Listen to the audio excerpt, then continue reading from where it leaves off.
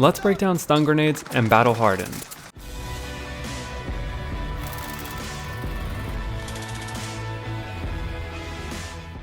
Stun grenades have always been a favorite part of an aggressive player's loadout, especially when run with restock.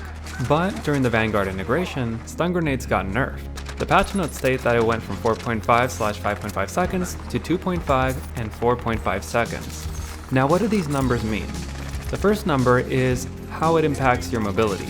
And the second number, I believe it's the amount of time that it takes to throw the stun grenade and how much it takes to recover from all of its effects.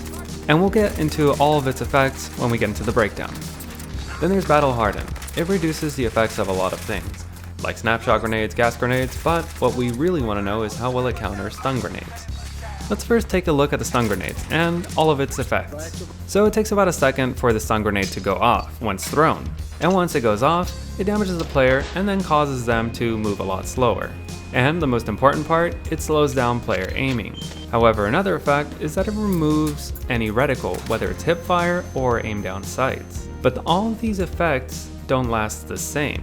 The movement and aiming debuff only lasts about 2.5 seconds, which is accurate from their patch notes. However, even after regaining your ability to look around and move normally, the reticle is still missing for an extra 100 milliseconds. So for the player getting stunned, it's going to be 2.5 seconds of movement debuff and 2.6 seconds of missing their reticle.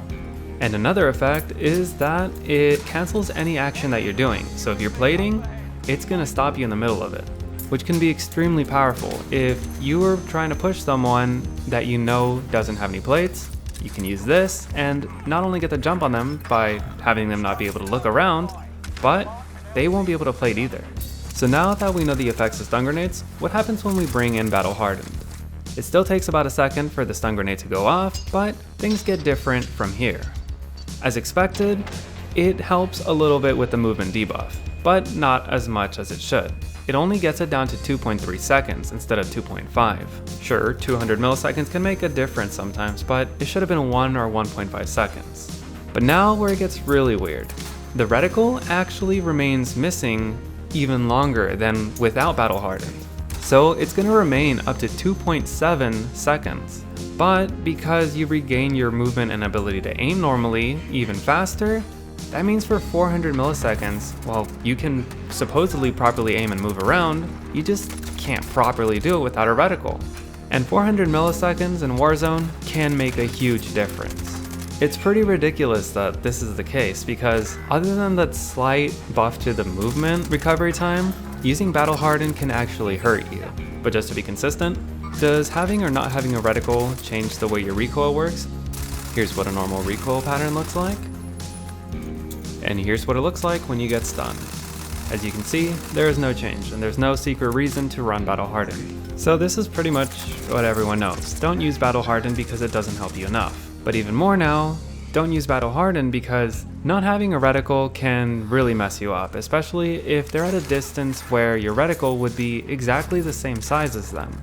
If you're off by a few pixels, you're going to be missing, and you can't really do anything about that. Surviving a stun is already hard enough, so don't bother, just use Amped or Combat Scout like I've recommended in the past. I am still glad though that stun grenades got nerfed, because that is a good start, but now they do need to fix battle hardened, and then buff it. So that was stun grenades and battle hardened broken down. Were you surprised by the bug or intentional feature of battle hardened? And if you have been using battle hardened, has this video convinced you to stop using it? But as always, if there's any weapon, build, or part of the game you want to break down, let me know. You may see it on the next Community Wednesday. Thanks for watching.